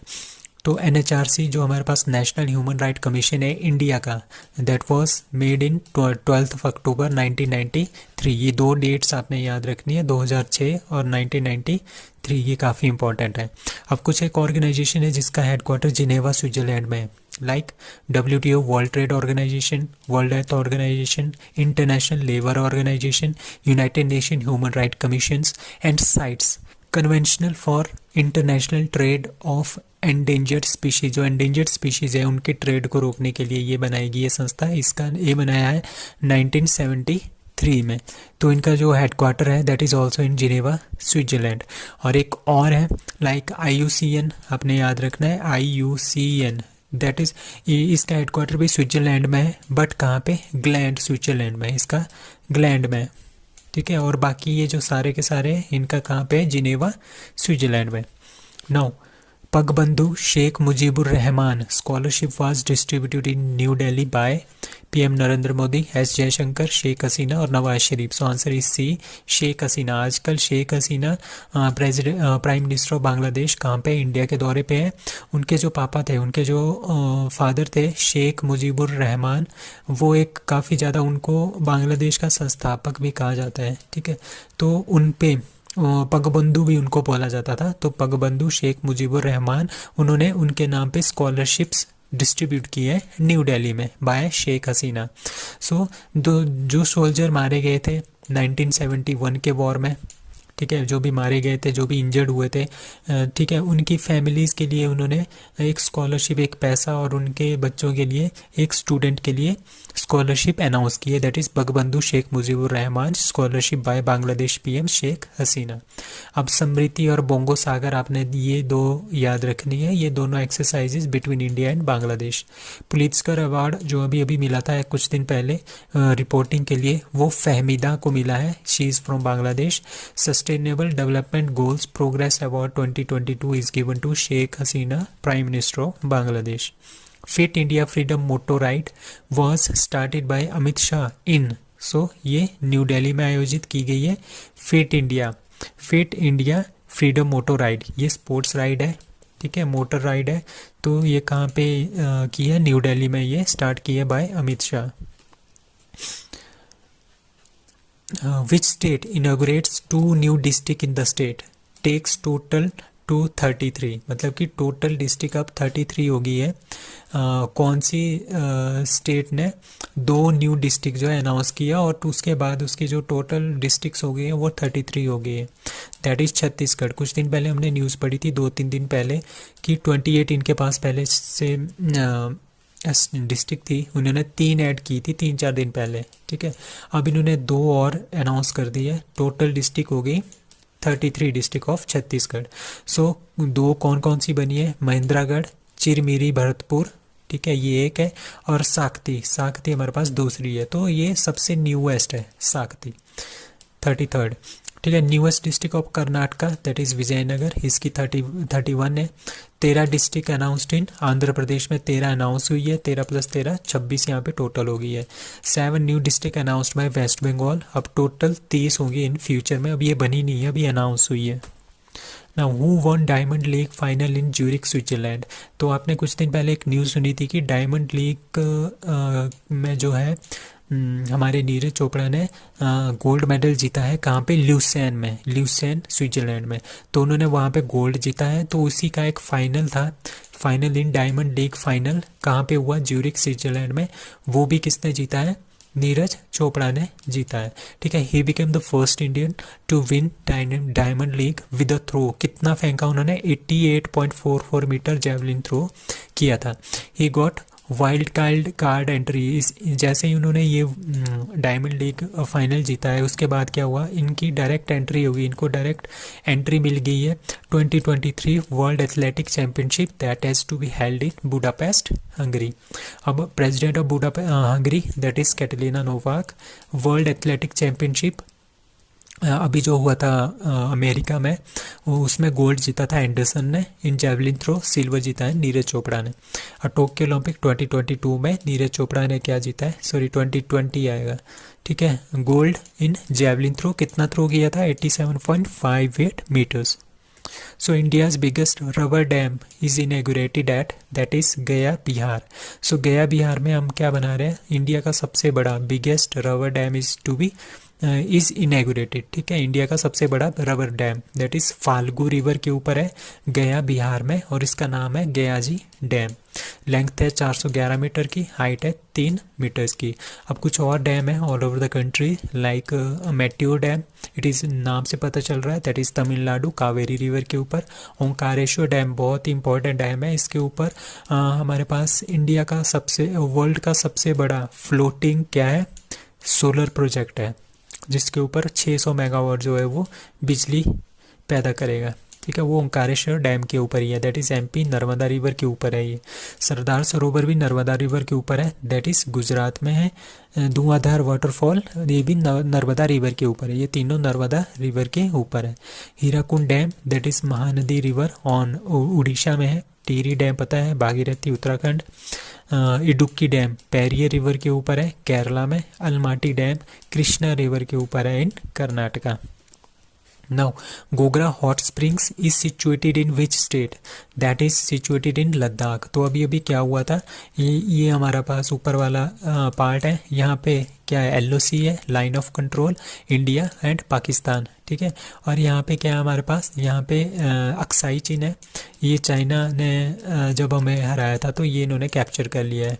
ठीक है, और यहाँ पे इंडिया है। तो यहाँ पे एक जगह है, इसका नाम है गोगरा हॉट स्प्रिंग। तो वहाँ पे क्या हुआ था? चाइनीज़ जो सेना थी वो अंदर आ गई थी यहाँ पे, और इंडिया के जो सोल्जर थे उन्होंने भी इनको हटाने के लिए वहीं पे खड़े रहे, तो उन्होंने इनको इधर आने नहीं दिया था हमारे इंडियन की टेरिटरी में। तो अभी क्या हो रहा है? अभी हमारे पास SCO मीटिंग हो रही है। ठीक है, SCO मतलब कि शंघाई कॉरपोरेशन ऑर्गेनाइजेशन मीटिंग हो रही है उज़्बेकिस्तान में। ठीक है, तो उसमें चाइना भी आ रहा है, तो जिसकी वजह से क्या कर दिया, अभी कुछ दिन बाद वो होने वाली है, इसकी वजह से क्या कर दिया? पेट्रोलिंग पिलर 5 बोलते हैं इस पॉइंट को, और गोगरा हॉट स्प्रिंग बोलते हैं। यहाँ से जो चाइनीज़ के ट्रूप्स हैं वो वापस पीछे हट गए हैं। ठीक है, तो यही न्यूज़ है, ये न्यूज़ में था, इसी वजह से Gogra hot spring that is in Ladakh. Himalayan दिवस is celebrated on that is 9 सितंबर को हम हिमालयन दिवस मनाते हैं। इसका मतलब क्या है? The national mission for clean Ganga. ठीक है, the national mission for clean Ganga उन्होंने ऑर्गेनाइज किया था हिमालयन दिवस ऑन सितंबर 9। ठीक है, किसके एसोसिएशन के साथ? नौला फाउंडेशन के साथ मिलके। ठीक है, इसका मतलब क्या होता है? To preserve the Himalayan ecosystem in the region. ठीक है, the day is celebrated to mark the importance of Himalaya. अब हमारे पास बहुत सारे से चैलेंजेस हैं हिमालयन सिटीज़ में, लाइक पुअर बिल्डिंग, जिस तरह से हमारे पास शिमला है, जिस तरह से हमारे पास उत्तराखंड है, वहाँ पे क्या हुआ? पुअर बिल्डिंग प्लानिंग हो रही है, एंड उनका डिज़ाइन भी उतना अच्छा नहीं है, पुअर इंफ्रास्ट्रक्चर हो रहा है, रोड भी इतने ज़्यादा अच्छे नहीं है, वाटर सप्लाई अच्छी नहीं है, सीवेज सिस्टम अच्छा नहीं है। ठीक है, और कभी कभी वहाँ पे क्या हो जाता है? अनप्रेडिक्टेबल वे में क्या हो जाता है? ट्रीज़ वगैरह फॉल करते हैं, जिसकी वजह से ह्यूमन की लाइफ डेंजर में हो रही है। तो इसके लिए हम बनाते हैं, इसको इस सब से बचने के लिए हिमालयन दिवस मनाते हैं, that is on 9 September. So meritorious service medal to Lamba former navy chief of India is given by which country gives the meritorious service medal, which country लिखना है, which country gives the service meritorious service medal to Lamba former navy chief of India, that is Singapore. तो Singapore के जो Singapore ने क्या किया है, India के एक लांबा नाम के नेवी स्टाफ के चीफ थे, that is admiral Sunil Lamba, इनको दिया है मेरिटियस सर्विस मेडल। ठीक है, क्यों दिया है? The former India chief of naval staff that is admiral Sunil Lamba has confirmed the Singapore's prestigious military award, the क्या नाम है उस अवार्ड का, दैट इज पिंगत जासा गैमिलैंग। ठीक है, और इसको बोलते हैं तेंतेरा भी बोलते हैं, और meritorious service medal of military ये भी बोलते हैं, MSM। ठीक है, बाय प्रेसिडेंट, जो हमारे पास सिंगापुर के प्रेसिडेंट है दैट इज़ उनका नाम है हेलिमा याकूब, हेलिमा याकूब इनके प्रेसिडेंट है सिंगापुर के। तो इन्होंने ये अवार्ड दिया है एडमायरल सुनील लांबा, जो कि हमारे पास फॉर्मर इंडिया के नेवल चीफ थे। Admiral Lamba has been conferred the award for his outstanding contribution in enhancing and strong and long-standing bilateral defense relationship between Indian Navy and Republic of Singapore Navy। तो Indian navy और जो Singapore navy है इनको बीच में एक काफ़ी अच्छा bond जो है वो बनाया था किसने, एडमायरल सुनील लांबा ने, who has been ascended to the throne of United Kingdom. United Kingdom का नया राजा किसको बना दिया गया है, that is king Charles III। ठीक है, कि जो किंग चार्ल्स III है उनको नया राजा बना दिया गया है ऑफ यूनाइटेड किंगडम। ठीक है, क्वीन एलिजाबेथ थी सेकंड, क्वीन एलिजाबेथ II, उनकी डेथ हो गई। उनके जो सबसे बड़े बेटे हैं उसका नाम है चार्ल्स III, उनको किंग बना दिया गया है, राजा बना दिया गया है कहाँ का, यूनाइटेड किंगडम का। His reign start right away. ठीक है, through the formal coordination will probably take place in 2023। ठीक है, like Elizabeth, Charles is the king of the UK as well as 14 other countries. ठीक है, तो टोटल जो है हमारे पास कॉमनवेल्थ, जो ओरिजिनल कॉमनवेल्थ है जिसके अभी भी हेड कौन होते हैं, यूनाइटेड किंगडम का जो राजा होता है वही उन कंट्रीज़ के हेड होते हैं। तो ऐसी 15 कंट्रीज़ हैं। ठीक है, यूनाइटेड किंगडम और 14 others like including Canada, Australia, New Zealand. ठीक है, कुछ एक एशिया पैसिफिक में कंट्रीज़ हैं, कुछ कैरेबियन में कंट्रीज़ हैं। तो सारे के सारे का राजा कौन है, मेन जो टॉप हेड कौन है, वो है king Charles III। Now, there are currently 4.5 billion Queen Elizabeth II faced pound। ठीक है, अभी क्या है, जितनी भी वहाँ पे करेंसी चलती है ना, पाउंड करेंसी चलती है, उसमें क्या है, उसमें जो फोटो है वो लगी है क्वीन एलिजाबेथ II की। बट अब क्या हो गया, उनकी डेथ होगी। अब राजा कौन है, राजा है किंग चार्ल्स III। अब जो ये सारे के सारे नोट्स है ये रिप्लेस होंगे। ठीक है, सारे के सारे नोट्स रिप्लेस होंगे। ठीक है, तो वहाँ पे जो फोटो आएगी, अब आएगी किंग चार्ल्स III की फोटो। ठीक है, following the death of the monarch, new bank notes and coin bearing the image of new monarch that is king Charles III की वहाँ पे क्या होगी, फोटो होगी। जो पुराने नोट्स हैं उनको धीरे धीरे बैंक, जो वहाँ का नेशनल बैंक है, वो क्या करेगा, सारे नोट्स को लेगा और उसको ख़त्म कर लेगा और नए नोट्स जारी करेगा जिसमें किंग चार्ल्स III की फ़ोटो होगी। और जितने भी फ्लैग्स हैं, ठीक है, यूनाइटेड किंगडम में जितने भी हमारे पास फ्लैग हैं, चाहे वो आर्मी हो, नेवी हो, एयरफोर्स हो या फिर उनका अपना फ्लैग हो, तो उसमें क्या होगा, उसमें लिखा होता है EIIR, मतलब कि विच stands for Elizabeth II rain. ठीक है, तो वो भी चेंज होगा। अब किसका रेन आएगा, that is king Charles III का रेंज आएगा। तो इतने सारे चेंजेस, बहुत सारे और बहुत सारे चेंजेस हैं, वो इनको करने पड़ेंगे। So which business person was ranked first in the Fortune India's list of India's richest for 2022? अभी कुछ दिन पहले एक न्यूज़ आई थी, किसमें, फोर्ब्स की एक लिस्ट आई थी जिसमें गौतम अडानी को 3रा नंबर मिला था। ठीक है, तो इंडिया के सबसे जो अमीर आदमी है दैट इज़ गौतम अडानी। ठीक है, answer is C। According to the Fortune India list, India richest for 2022, Gautam Adani was ranked first with the wealth. इनकी वेल्थ कितनी है, 10.29 ट्रिलियन इंडियन रुपीज़। ठीक है, द वेल्थ ऑफ 142 बिलियनियर्स हमारे पास जो इंडिया में है। ठीक है, उनकी जो टोटल जो वर्थ है वो है 832 बिलियन यूएस डॉलर्स की, that is 66.36 trillion rupees. So Asia के भी सबसे रिचेस्ट मैन है गौतम अडानी, ठीक है, और ऑल ओवर द वर्ल्ड इनका तीसरा नंबर है। इन्होंने तीसरे नंबर पे थे जेफ बेजोस, ठीक है, वो जो कि अमेजन के फाउंडर हैं, उनको उनके रिप्लेस कर दिया है। अब कौन है, that is Gautam Adani third है, वर्ल्ड के थर्ड है, एशिया के फर्स्ट है, और इंडिया के भी फर्स्ट रैंक्ड सबसे अमीर आदमी है। Who launched a USD 1.5 billion campaign to include a vaccine for which disease across Africa by 2030, ठीक है। वर्ल्ड हेल्थ ऑर्गेनाइजेशन जिसका हेडक्वार्टर है जिनेवा स्विट्जरलैंड में, उन्होंने 1.5 बिलियन यूएस डॉलर का क्या किया है, एक पैकेज अनाउंस किया है फॉर वैक्सीन, कौन सी डिजीज़ से निपटने के लिए, दैट इज़ बैक्टीरियल मेनिंगटिक्स, ठीक है। जो ये वाली बीमारी होती है, ये दिमाग वाली बीमारी होती है, ब्रेन के ऊपर होती है, इसको बोलते हैं बैक्टीरियल मेनिंगिटीज़, ठीक है, बैक्टीरियल मेनिंगिटीज़ इसका नाम है, ठीक है। तो वर्ल्ड हेल्थ ऑर्गेनाइजेशन ने लॉन्च किया है कितना, 1.5 बिलियन डॉलर का कैंपेन, किसके लिए, अफ्रीका के लिए, ठीक है, ओनली फॉर अफ्रीका।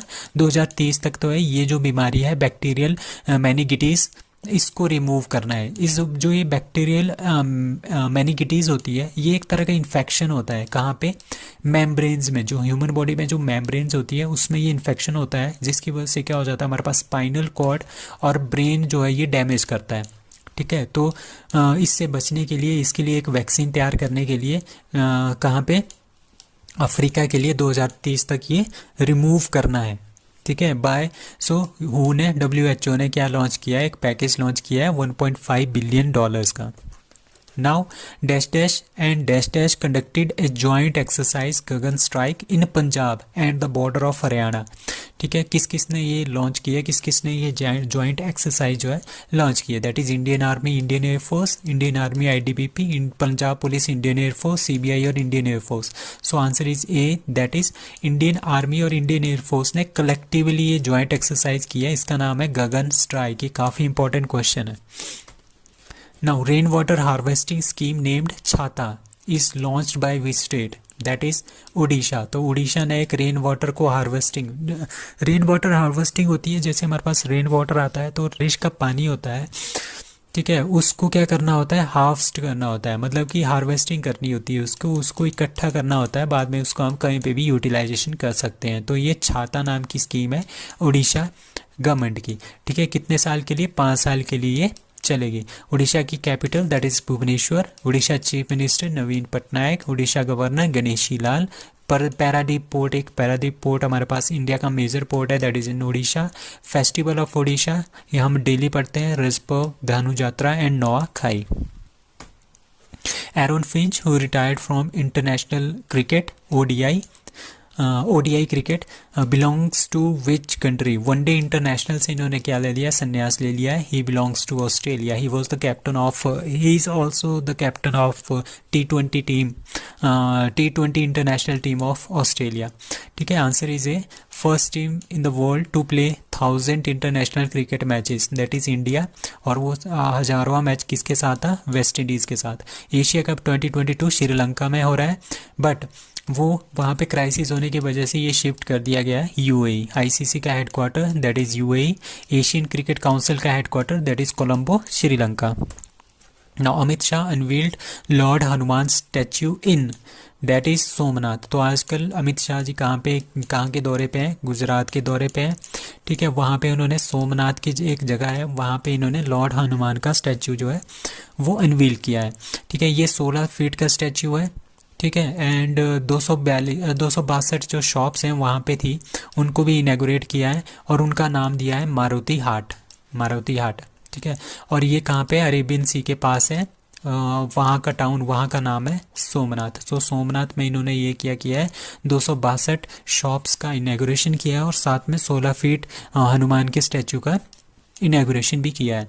अब कुछ गुजरात से रिलेटेड कुछ चीज़ें हैं, like Atal bridge Sabarmati river में बना था, Ahmedabad Gujarat. Garba dance nominated by India to add it into the UNESCO heritage list, अभी तक ये ऐड नहीं हुआ है, इंडिया ने अपनी तरफ से ये नॉमिनेट किया है, ठीक है। उस तरह से Urja Pravah is the Indian coast guard ship auxiliary barge has been inducted into the Indian coast guard at Bharuch, Gujarat में इसको क्या कर दिया है, इंडियन कोस्ट गार्ड को दिया गया है, दैट इज ऊर्जा प्रवाह।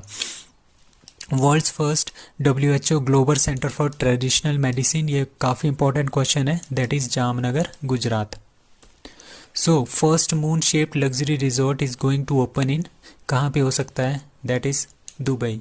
सो UAE ऐसे कारनामे करता है कि फर्स्ट मून शेप्ड मतलब कि एक रिजॉर्ट बनेगा, वो पूरा का पूरा जिस तरह से हमारे पास चांद दिखता है उसकी शेप का एक लग्जरी रिजॉर्ट बनाएगा, ठीक है। वो कितना होगा, वो 735 फीट की हाइट का होगा एंड 48 मंथ के अंदर ये इसको कंप्लीट करेंगे, ठीक है। तो ये अल्ट्रा लग्जरियस होटल होगा which will be exact replica of lunar surface, मतलब कि मून की तरह, चांद की तरह ये पूरा का पूरा होगा। उसके इसमें जो कलर्स वगैरह होंगे बाहर से वो सारे के सारे चांद की तरह होंगे। तो अब कुछ न्यूज़ है लाइक UAE से रिलेटेड। नोरा अल मात्रोशी ये फर्स्ट फीमेल एस्ट्रोनॉट है UAE की। The first gulf country to establish relationship with Israel, that is UAE। First Arab nation to start Mars mission, that is UAE। Abraham accord किस किस के बीच में, UAE और Israel के बीच। और वर्ल्ड की सबसे first paperless government, that is UAE। The question is, who won men's US Open 2022? C. Alcaraz Garcia, Novak Djokovic, Rafael Nadal और C. Ruud. So the answer is C. Alcaraz Garcia. इन्होंने क्या जीता है, पहली बार इन्होंने कोई भी ग्रैंड स्लैम जीता है। जो US ओपन होता है ग्रैंड स्लैम होता है, किस में होता है ये, टेनिस में, ठीक है, टेनिस स्पोर्ट्स में होता है। तो C. अल्काराज गार्फिया ने जीता है, पहली बार इन्होंने ये जीता है US ओपन 2022। और ये क्या बन गए, ये स्पेन के हैं, ठीक है। और इन्होंने ये पहली बार जीता है और ये यंगेस्ट प्लेयर है, सबसे यंगेस्ट प्लेयर है जिन्होंने क्या जीता है, वर्ल्ड नंबर 1 पहुंचे हैं और जिन्होंने US ओपन जीता है। कौन, कितनी साल में, अभी ये 19 साल के हैं, ठीक है। तो इन्होंने ये जीता है, ही इज़ फ्रॉम स्पेन। अब नोवाक जोकोविच भी इसी के प्लेयर है। राफेल नडाल टेनिस, सी रूड ये भी क्या है, टेनिस के प्लेयर है। अब कुछ टेनिस से रिलेटेड इसी साल की जो करंट अफेयर्स हैं उनको करते हैं, ये काफ़ी इंपॉर्टेंट होने वाले हैं एग्जामिनेशन पॉइंट ऑफ व्यू से। सो ऑस्ट्रेलियन ओपन सबसे पहला जो होता है ग्रैंड स्लैम, जो आपने याद रखने हैं, टेनिस में 4 ग्रैंड स्लैम होते हैं, Australia open, French open, Wimbledon and US open, ठीक है। ऑस्ट्रेलिया ओपन कब होता है, ये जनवरी में होता है। कहाँ पे, मेलबर्न में। कहाँ पे, ऑस्ट्रेलिया की कैपिटल मेलबर्न में होता है और ये हार्ड सरफेस के ऊपर खेला जाता है, ठीक है। फ्रेंच ओपन कहाँ पे होता है, ये पेरिस फ्रांस में होता है। फ्रेंच मतलब फ्रांस में होता है, दैट इज पेरिस में होता है। कौन से, क्ले, ये एकमात्र होता है जो कि क्ले सरफेस पे इसको खेलते हैं। अब विंबलडन है, विंबलडन कहाँ पे होता है, ये लंदन में होता है UK में, और ये ग्रास कोर्ट पे होता है, ठीक है। और ये क्या है, ये सबसे पुराना भी है, सबसे पुराना टेनिस जो ग्रैंड स्लैम है वो है विंबलडन। और US ओपन ये हार्ड सरफेस के ऊपर होता है और न्यूयॉर्क सिटी में USA में ये होता है। ये USA ये किस में होता है, UK, फ्रांस और ये ऑस्ट्रेलिया में। तो ऑस्ट्रेलियन ओपन 2022 किसने जीता है, मैन, जो अभी जनवरी में हुआ था 2022 में, राफेल नडाल ने इसको जीता था। रनर अप किसको हराया था, डेनियल मेडवेडेव रशिया के, इनको हराया था। और वुमेन कैटेगरी में किसने जीता है, एशलेग बार्टी, ये ऑस्ट्रेलिया की थी और इन्होंने रिटायरमेंट भी ले ली है इसके बाद, ठीक है। और रनर अप कौन थे, डेनियल कॉलिंस, ठीक है।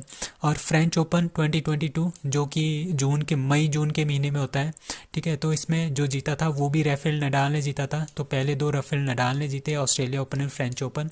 तो फ्रेंच ओपन का, फ्रेंच कोर्ट का जो क्ले सरफेस का जो किंग बोलते हैं उसको राफेल नडाल को बोलते हैं। और रनर अप कौन है, सी रड, ठीक है। सी रड ये फ्रेंच ओपन में भी क्या थे, इस बार रनर अप थे।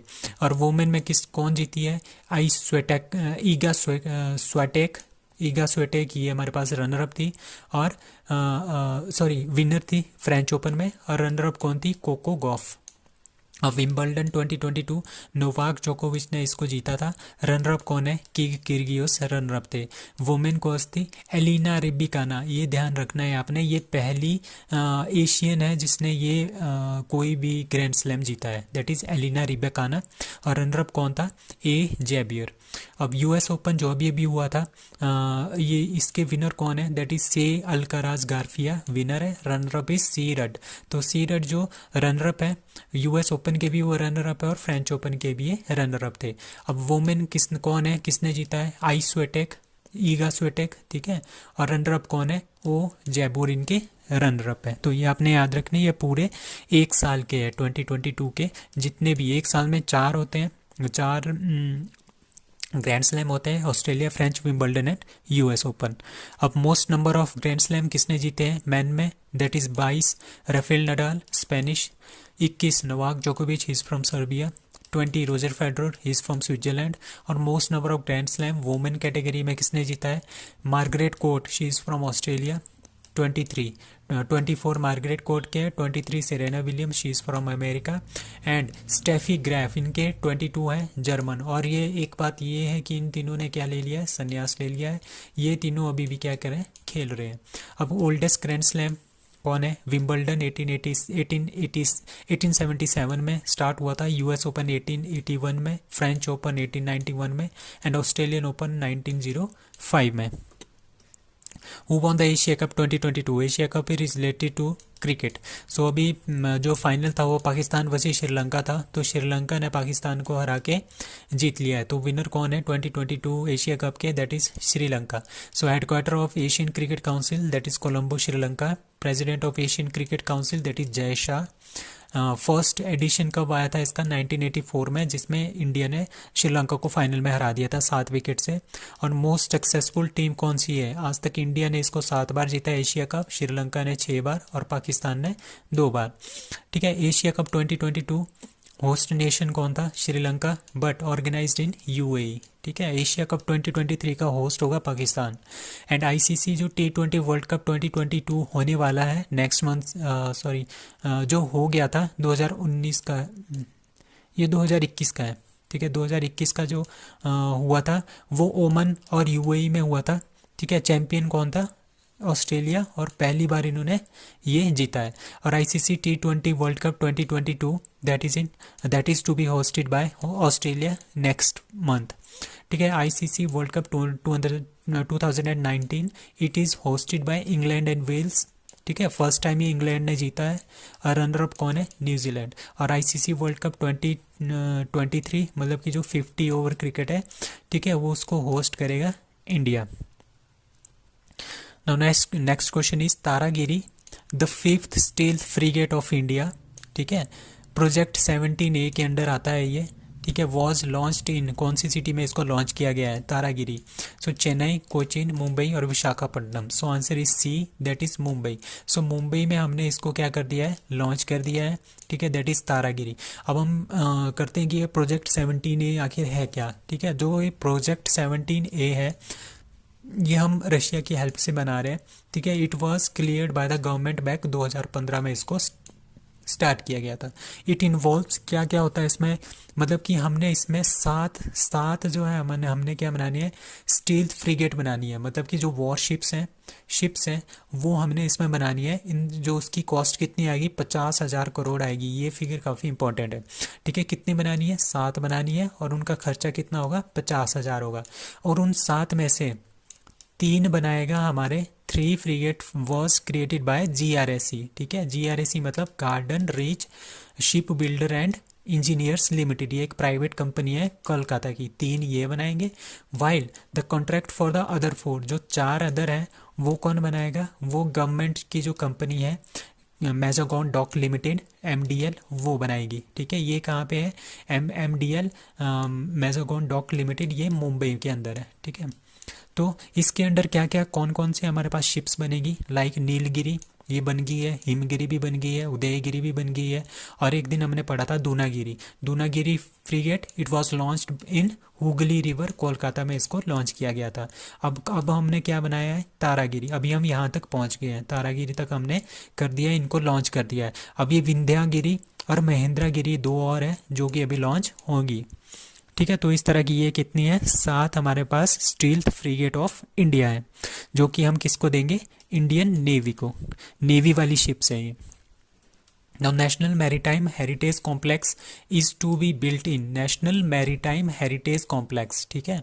इस मैरीन मतलब समुद्री, हेरिटेज मतलब कि जो पुराने, बहुत पुराने पुराने होते हैं, ठीक है। कॉम्प्लेक्स मतलब परिसर, तो नेशनल मतलब कि इंडिया के जो मैरीटाइम हेरिटेज कॉम्प्लेक्सेस हैं उसको कहाँ पे बना रहे हैं, that is to be made at Lothal. Lothal कहाँ पे है, दैट इज़ इन गुजरात, ठीक है। ये हमारे पास इंडस वैली सिविलाइजेशन की एक क्या है, एक साइट है, एक सिटी थी इंडस वैली सिविलाइजेशन की, दैट इज़ लोथल गुजरात में। तो गुजरात में हम बना रहे हैं maritime, national maritime heritage complex, ठीक है। ये और इसमें क्या होगा, इसमें शो केसेस में हम दिखाएंगे लोगों को कि इंडिया के जो rich and diverse maritime heritage हैं, जैसे पुराने पुराने जहाज हो गए, पुराने ज़माने में जो हम यूज़ करते थे, ठीक है, उनके बारे में इसको दिखाएंगे। एक तरह का म्यूजियम टाइप होगा, ठीक है। अब पणजी में एक हमने क्या किया था, कुछ दिन पहले हमने पढ़ा था, पणजी में एक धरोहर नाम का म्यूजियम खोला गया है।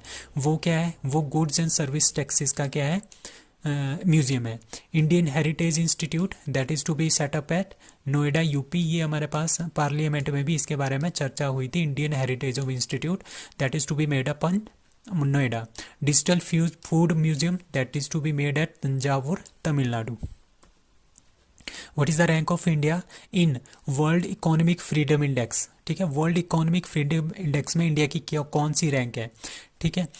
तो इसमें क्या होता है, 2022 है, इसका मतलब क्या होता है, इसका मतलब ये होता है कि जितने भी हमारे पास इकोनॉमिक जो भी एक्टिविटीज़ हो रही है किसी भी कंट्री में, उसमें गवर्नमेंट का कोई भी इन्फ्लुएंस ना हो, मतलब कि वो फ्रीली वर्क करनी चाहिए। तो कितनी फ्रीली वर्क करती है उसके बेस पे हमने ये रैंक डिसाइड किए हैं ऑन द बेसिस ऑफ, ठीक है। ये जो इंडेक्स है वो 2022 का इंडेक्स है, बट इसमें जो जो भी डाटा यूज़ किया गया है 2020 तक का यूज़ किया गया है, 2020 का यूज़ किया गया है।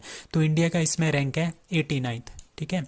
तो ये जो रिपोर्ट है इसको कौन जारी करता है, द फ्रेजर इंस्टीट्यूट कनाडा इसको जारी करता है, world economic freedom index 2022।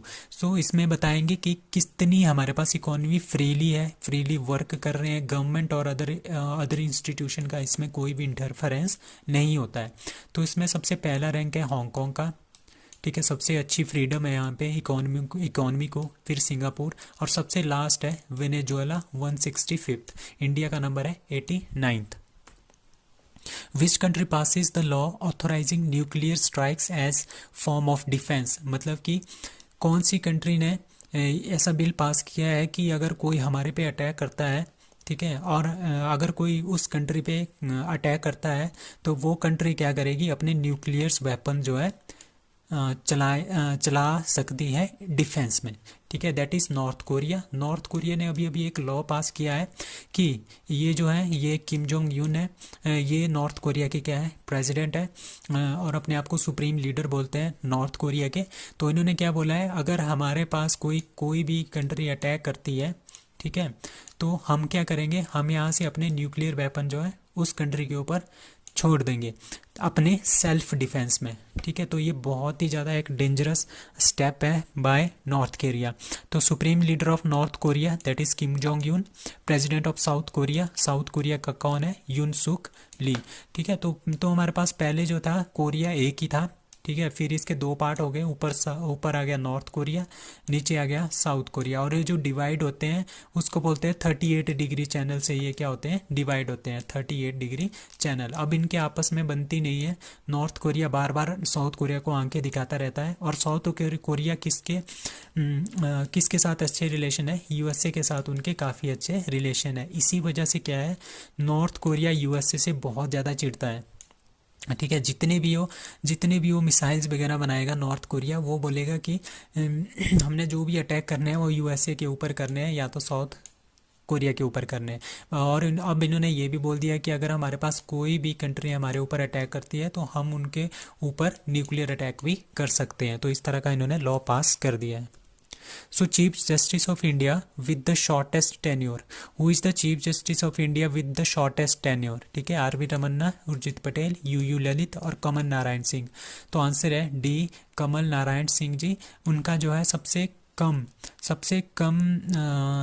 Time तक वो CJI थे, चीफ जस्टिस ऑफ इंडिया थे, वो बस 17 दिन तक ही सीजेआई बने रहे। ठीक है, तो अभी क्या हुआ, अभी उनकी डेथ हो गई है at the age of 95। He was the chief justice of India only for 70 days, making him the chief justice with the shortest tenure. ठीक है, ही वाज, कब थे ये 22वें चीफ जस्टिस ऑफ इंडिया थे with the term from 25 November 1991 to 12 December 1991 तक ये chief justice of India रहे थे। तो इनकी अब क्या होगी, डेथ हो गई है। एन.वी. रमन्ना हमारे पास 48th सीजेआई थे पिछले। ठीक है, अभी कौन है, अभी उर्जित पटेल है 49th, सॉरी यू ललित है 49th CJI of India. Urjit Patel हमारे पास क्या थे, गवर्नर आरबीआई के, ex governor of RBI. So, Setu programme introduced in the US by Piyush Goyal, Anurag Thakur, Amit Shah और Rajnath Singh. So answer is A, that is Piyush Goyal. तो पीयूष गोयल ने सेतु प्रोग्राम जो है वो अनाउंस किया, इंट्रोड्यूस किया है यूनाइटेड स्टेट ऑफ अमेरिका में। सेतु का मतलब है supporting entrepreneurs in transformation and upskilling, मतलब कि हमने सपोर्ट करना है एंटरप्रेन्योर्स को। ठीक है, जो कि बिल्डिंग, जो कि बड़ी बड़ी इंडस्ट्रीज खोलते हैं। ठीक है, हमने उनको क्या करना है, उनको सपोर्ट करना है फॉर किसके लिए, इंडिया को ट्रांसफॉर्म करने के लिए और इंडिया में अपस्किलिंग को बढ़ाने के लिए। ठीक है, तो इसका नाम है सेतु प्रोग्राम। ठीक है, तो टू कनेक्ट एंटरप्रेन्योर, जितने भी हमारे पास एंटरप्रेन्योर है, उद्योगपति हैं, कहाँ के, यूएसए के हैं, ताकि वो इंडिया की तरफ ज़्यादा से ज़्यादा क्या हो, अट्रैक्ट हो। ठीक है, the commerce and industries minister Piyush Goyal है, उन्होंने ये प्रोग्राम जो है सेटअप किया है, इसका नाम है सेतु। ठीक है, commerce and industrial minister that is government of India के, वो है Shri Piyush Goyal. President of United State Joe Biden, and capital of United States that is Washington DC. Which state launched resident safety and security portal. ठीक है, किस state ने residents and safety and security portal को launch किया गया है, that is by Sikkim, Nagaland, Meghalaya और Manipur. So answer is C, that is Meghalaya. तो मेघालय ने क्या किया है, रेजिडेंट्स की सेफ्टी के लिए और सिक्योरिटी के लिए एक पोर्टल, ऑनलाइन पोर्टल जो है उन्होंने लॉन्च किया है। तो मेघालय के चीफ मिनिस्टर कौन है, कोनराड के सांगमा। ठीक है, उन्होंने ये लॉन्च किया है online portal of the Meghalaya's resident safety and security act, that is MRSSA। ये काफ़ी इंपॉर्टेंट क्वेश्चन होने वाला है। नाउ द ऑनलाइन पोर्टल किस लिए है, will be beneficial for monitoring and better implementation of services and programmes introduce by the government. So जो government अपने क्या करेंगे, सर्विसेज और अपने प्रोग्राम्स वगैरह बहुत सारे लॉन्च करते हैं। ठीक है, उनको मॉनिटर करेंगे, उनको देखेंगे कि वो अच्छी तरह से इम्प्लीमेंट हो रहे हैं या नहीं हो रहे हैं। ठीक है, ऑल्सो ये क्या देखेंगे, ठीक है, एक बात तो होगी कि ये देखेंगे, उनको मॉनिटर करेंगे जो भी वहाँ की सर्विसेज हैं, जो भी वहाँ की प्रोग्राम्स हैं उस स्टेट के। ठीक है, एक दूसरा ये हेल्थ केयर सेक्टर को भी देखेंगे, जो क्रिटिकल केसेस है काफ़ी ज़्यादा, ठीक है, उनको भी देखेंगे। ठीक है, और तीसरा काम क्या होगा, इनको 6000 लोगों को, 6000 जो विलेजेस हैं पूरे स्टेट में, उनको इसके थ्रू क्या करेंगे, कनेक्ट करेंगे। तो इसके 3 मेन काम है। नंबर 1, सर्विसेज और जो प्रोग्राम्स है सरकार के, वो उनको मॉनिटर करना उनकी बेटर इम्प्लीमेंटेशन के लिए। दूसरा, हेल्थ केयर और क्रिटिकल एरियाज़ में जो हेल्थ केयर सेक्टर है उसको बढ़ावा देना, और 6000 प्लस लोगों को इस ऑनलाइन सिस्टम के साथ जोड़ना। तो कुछ और बातें अब मेघालय से related. Now living root bridge, ये काफ़ी इंपॉर्टेंट क्वेश्चन बनेगा इससे। लाइक ये मेघालय में है, इसको नॉमिनेट किया गया है, इंडिया ने इसको नॉमिनेट किया है यूनेस्को के लिए, ताकि यूनेस्को हेरिटेज में इसको ऐड अप किया जाए। अभी इसको ऐड नहीं किया गया है, ये इंडिया ने इसको नॉमिनेट किया है। एक लिविंग रूट ब्रिज और एक Garba dance of Gujarat. Now Sampriti exercise जो हुई थी between India and Bangladesh, that was held in Meghalaya. Nokrek biosphere reserve, ये बायोस्फीयर रिजर्व है मेघालय का, गारो हिल्स में ये लोकेटेड है, और यहाँ पे सबसे मेन होती है जायंट फ्लाइंग स्क्वेल्स। ठीक है, ये सबसे मेन यहाँ का जो भी बायोस्फीयर रिजर्व का मेन हैबिटेंट है। Now Balphakram national park and Nokrek national park, ये दोनों नेशनल पार्क, 2 ही नेशनल पार्क है मेघालय में, ये दोनों कहाँ पे है, मेघालय के अंदर। Now world dairy summit 2022 organised by international dairy federation. ठीक है, इंटरनेशनल डेयरी फेडरेशन ने क्या समिट किया है, वर्ल्ड डेयरी समिट 2022 ऑर्गेनाइज किया है, और कहाँ पे किया है, दैट इज मुंबई, लखनऊ, अहमदाबाद और greater Noida. So answer is D, that is greater Noida में इसको क्या किया है इन्होंने, ऑर्गेनाइज किया है। ठीक है, तो world dairy summit prime minister Narendra Modi ने इसका इनॉग्रेशन किया था। ठीक है, और कहाँ पे हुआ है, that is in greater Noida में ये हुआ है। नाउ इंडिया, अब कुछ और बातें हैं like milk production. India is the world's largest milk producer. ठीक है, मतलब कि टोटल पूरे कंट्री में, पूरे वर्ल्ड में जितना मिल्क प्रोड्यूस होता है उसका 30% तो अकेला इंडिया ही प्रोड्यूस करता है। ठीक है, और यूपी सबसे लार्जेस्ट मिल्क प्रोडक्टिव स्टेट है इंडिया की। National dairy research centre that is in Karnal, Haryana. Operation flood, ठीक है, वाइट रेवोल्यूशन जो आया था मिल्क प्रोडक्शन से रिलेटेड होता है। जितनी ज़्यादा मतलब कि बहुत ज़्यादा हमने किया था, मिल्क प्रोडक्ट प्रोड्यूस किया था, that is known as white revolution operation flood के अंदर। और उसके ऑपरेशन के जो ऑपरेशन फ्लड है उसके फादर है दैट इज़ वर्गीस कीरू। ठीक है, ये नाम है आपने याद रखना है, ये काफ़ी इंपॉर्टेंट है, ये काफ़ी क्वेश्चन में पूछा गया है कि ऑपरेशन फ्लड के फादर कौन है, that is Verghese Kurien. Now national milk day that is 26 November. क्यों? क्योंकि इस दिन होती है birth anniversary of Verghese Kurien की। और world's milk day that is 1 June. Parvat Prahar एक एक्सरसाइज हुई है बाय इंडियन आर्मी, कहाँ पे, जम्मू कश्मीर, लद्दाख, बकलो, एचपी या सिक्किम। अभी कुछ दिन पहले हमने क्या पढ़ा था, ये हमारे पास जम्मू कश्मीर वाला एरिया है एंड लद्दाख वाला एरिया है। ठीक है, यहाँ पे क्या है, यहाँ पे है line of actual control LAC, मतलब कि अक्साई चीन, ये आजकल चाइना के कंट्रोल में है। ठीक है, तो यहाँ पे एक जगह है PP5 और hot spring, Gogra hot spring और PP5। ठीक है, कुछ दिन पहले एक न्यूज़ आई थी कि यहाँ से क्या हो गया, यहाँ पे जो अपने चाइनीज़ ट्रूप हैं वो चाइनीज़ ट्रूप क्या कर रहे हैं, यहाँ से वापस हो रहे हैं। क्यों हो रहे हैं वापस? क्योंकि शंघाई कॉरपोरेशन ऑर्गेनाइजेशन की जो मीटिंग हो रही है वो आज तक कल कहाँ पे होगी, दैट इज़ उज्बेकिस्तान में होगी। तो उसकी वजह से क्या हुआ, चाइना ने अपनी मिलिट्री यहाँ से हटा दी है। जैसे ही चाइना ने अपनी मिलिट्री यहाँ से वापस हटाई, इंडिया वालों ने क्या कर दिया, यहाँ पे अपनी एक एक्सरसाइज दैट इज़ पर्वत प्रहार एक्सरसाइज जो है उसको कंडक्ट कर दिया। ठीक है, तो ये कहाँ पे है, पेंगोंग लेक इसी के साथ नीचे को है। ठीक है, तो लद्दाख में। ठीक है, तो कहाँ पे किया है, दैट इज़ इन लद्दाख, पर्वत प्रहार एक्सरसाइज। ना वज्र प्रहार एक्सरसाइज दैट इज़ इंडिया और USA के बीच में अभी कुछ दिन पहले बकलो हिमाचल प्रदेश में ये हुई है। वोस्तक 2022 that will held in Russia, इसमें चाइना भी पार्टिसिपेट कर रहा है, इंडिया भी पार्टिसिपेट कर रहा है। Pitch black 2022 that is in Australia, pitch black हमेशा ऑस्ट्रेलिया में ही ऑर्गेनाइज होती है। और रिनपैक, ये हमारे पास सबसे बड़ा वर्ल्ड का बिगेस्ट नेवल एक्सरसाइज है जो हवाई आइलैंड USA में हुआ। 27 कंट्रीज पार्टिसिपेट की। इंडिया का INS सतपुड़ा और P8 आई, इसमें इन्होंने इसमें पार्टिसिपेट किया था। Now what is Minuteman 2? Minuteman 2 क्या है?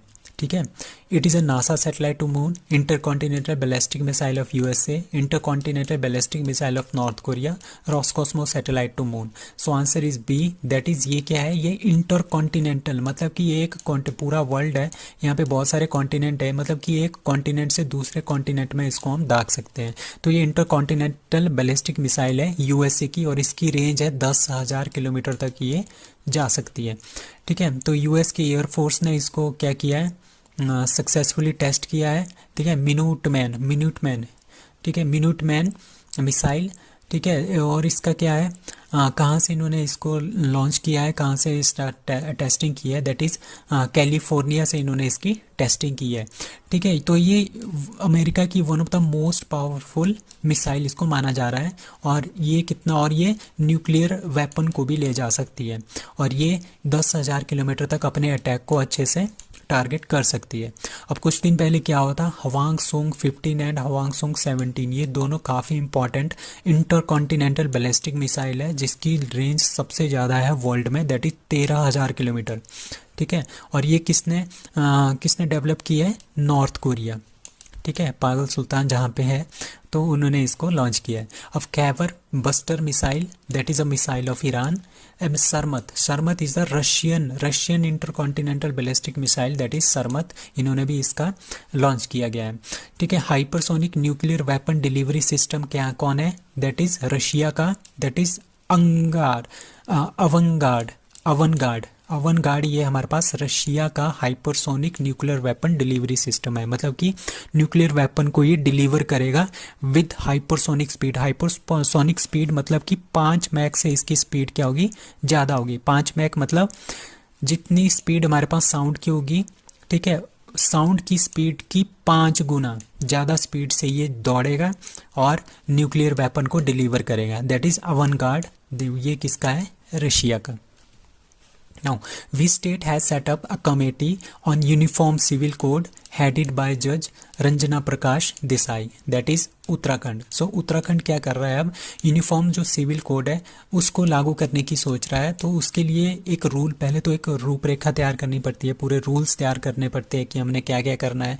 तो उसके लिए एक कमेटी बनाई है जिसके हेड है दैट इज रंजना प्रकाश देसाई जी, ठीक है। इसमें क्या करेंगे, इस कमेटी ने क्या किया है, एक ऑनलाइन वेब पोर्टल लॉन्च किया है। इसमें इन्होंने फीडबैक मांगे है, सजेशन मांगे हैं लोगों से, ठीक है। तो लोग वहाँ पे क्या कर सकते हैं, लॉगिन कर सकते हैं और अपनी सजेशन और फीडबैक्स और ग्रीवेंस जो कंप्लेंट्स वगैरह है सब कुछ वहाँ पे दे सकते हैं। उसके बेस पे ये वो एक रूल बनाएंगे। सो आर्टिकल 44 जो इंडियन कॉन्स्टिट्यूशन का है, डायरेक्टिव प्रिंसिपल के अंडर आता है ये, मतलब कि कोई स्टेट इसको इम्प्लीमेंट कर भी सकती है, नहीं भी कर सकती, ठीक है। तो आर्टिकल नंबर 44 इंडियन कॉन्स्टिट्यूशन में यूनिफॉर्म सिविल कोड है। इसके अकॉर्डिंगली मेन 4 चीज़ें होती है, जैसे मैरिज, जो हमारे पास मैरिज है, शादी है, वो किस तरह से होंगी, ठीक है। आजकल क्या होता है, हिंदू के ये जो ये 4 रूल है ये अलग होंगे, मुस्लिम के ये 4 रूल अलग होंगे, क्रिश्चियन के ये 4 रूल अलग से होंगे, ठीक है। सबके अपने अलग अलग से ही रूल होते हैं। बट जब ये यूनिफॉर्म सिविल कोड, तो जब ये यूनिफॉर्म सिविल कोड जो है जब ये लागू हो जाएगा तो इसमें क्या होगा, इसमें जितने भी हिंदू हैं, मुस्लिम है, क्रिश्चियन है, जिस भी धर्म के हैं, जिस भी कास्ट के लोग हैं, उनके मैरिज के जो चीज़ें हैं, जो लॉज हैं, वो सेम रहेंगे सबके लिए। और डाइवोर्स के भी सेम होंगे, मतलब कि जो प्रोसीजर एक का होगा डाइवोर्स का, वो सभी का वही प्रोसीजर होगा डाइवोर्स का। और टेस्टामेंट का भी सेम प्रोसीजर होगा, मतलब कि वसीयत किस तरह से हमारे पास वसीयत आगे जाती है, ठीक है, जैसे बाप से बेटे, बेटे से आगे बेटे पे, तो इस तरह से जो जाती है। और अलग अलग धर्मों में ये अलग अलग होता है। बट इसके अकॉर्डिंग क्या होगा, फिर पूरे इंडिया में ये सारा पूरे के पूरे स्टेट में ये सेम का सेम इसी तरह के सेम रूल सबके लिए लागू होंगे। अब अडॉप्टिंग चाइल्ड है, मतलब कि जो पेरेंट्स हैं और जो बच्चा है उसके बीच में 21 साल का गैप होना चाहिए, डिफरेंस होना चाहिए, एज डिफरेंस होना चाहिए। तो इस तरह के रूल्स जो हैं वो लागू हो जाएंगे पूरी की पूरी स्टेट के अंदर। इसको बोलते हैं यूनिफॉर्म सिविल कोड। तो इंडिया में ओनली गोवा ही ऐसी स्टेट है जहाँ पे ये यूनिफॉर्म सिविल कोड जो है लागू किया गया है। और ये इंडिया ने लागू नहीं किया है, ये किया है पोर्टुगीज़ ने। जब यहाँ पे पोर्चुगल्स थे 1961 तक, तब उन्होंने ये रूल वहाँ पे गोवा में इम्प्लीमेंट कर दिया था पहले ही, ठीक है। So prime minister Narendra Modi inaugurates the centre state science conclave in, कहाँ पे इन्होंने ये centre state science conclave inaugurate किया है, that is in Ahmedabad. So Ahmedabad में इन्होंने सेंटर स्टेट साइंस कॉन्क्लेव, मतलब इससे नाम से पता चल रहा है, centre government, state government, science conclave, मतलब कि साइंस के क्षेत्र में एक दूसरे के कॉरपोरेशन करना, कोलैबोरेशन करना, ठीक है।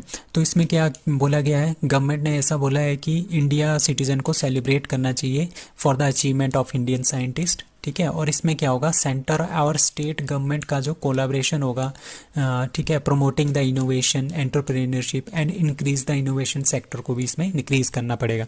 मतलब कि मेन इसका है कि हमने इनोवेशन सेंटर जो है इंक्रीज करने हैं, एंटरप्रेन्योरशिप भी इंक्रीज करना है, ठीक है। इसका मेन मोटो था, दैट इज किसका, that is centre state science conclave का। अब इंडिया का जो रैंकिंग है उसको देखते हैं। 46 रैंकिंग ग्लोबल इनोवेशन इंडेक्स में इंडिया का नंबर है 46। 150वां नंबर है world freedom index. 136 world happiness index. 180 last number है, ये ध्यान रखना है, एनवायरनमेंट प्रोटेक्शन इंडेक्स में, ठीक है। 135 वर्ल्ड पीस इंडेक्स और जेंडर गैप इंडेक्स में 135। तीसरा नंबर है एयरफोर्स इंडेक्स में, एयरफोर्स हमारी सबसे तीसरे नंबर पे सबसे पावरफुल है। और 101वां नंबर है ग्लोबल हंगर इंडेक्स में, और करप्शन इंडेक्स में हम है 85वां नंबर पे। नाउ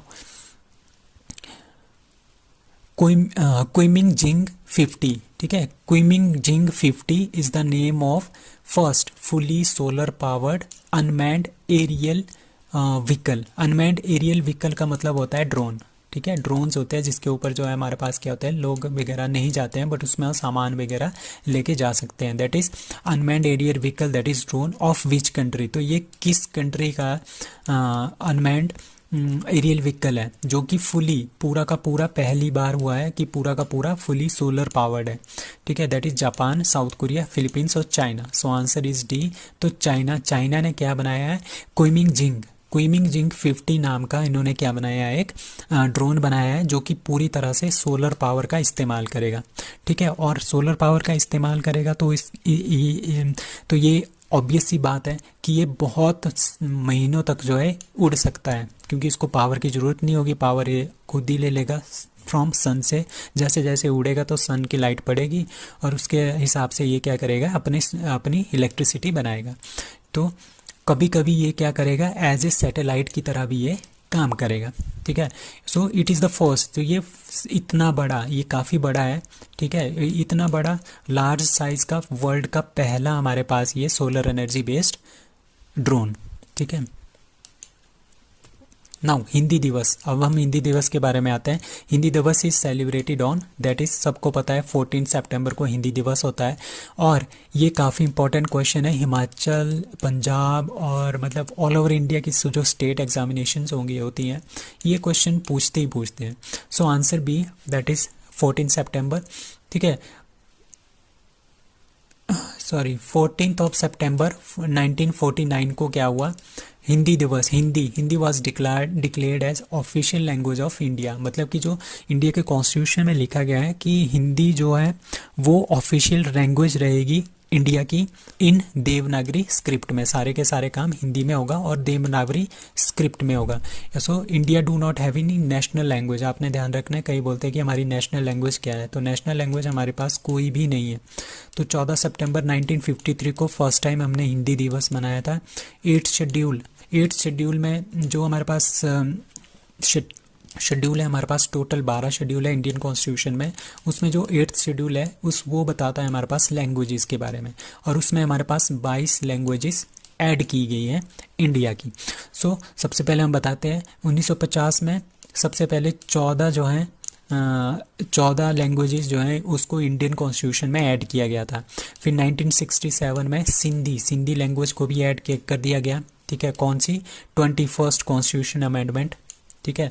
1992 में कोंकणी, मणिपुरी और नेपाली, ये 3 है, इनको ऐड कर दिया गया। कौन से कॉन्स्टिट्यूशन अमेंडमेंट में, ये पूछते हैं 71st amendment, constitution amendment act. तो ये क्वेश्चन काफ़ी पूछा जाता है।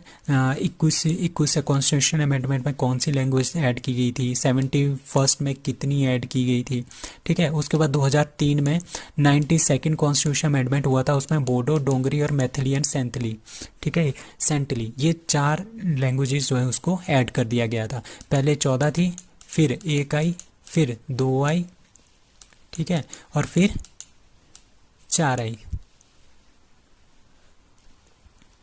सॉरी 3 आई, यहाँ पे 3 है, फिर यहाँ पे 4, ठीक है। तो ये कब हुआ, सबसे पहले आपने रखना है याद 21st कॉन्स्टिट्यूशन, फिर रखना है आपने 71 कॉन्स्टिट्यूशन। अब इन दोनों को ऐड करो, ये आ गया 92।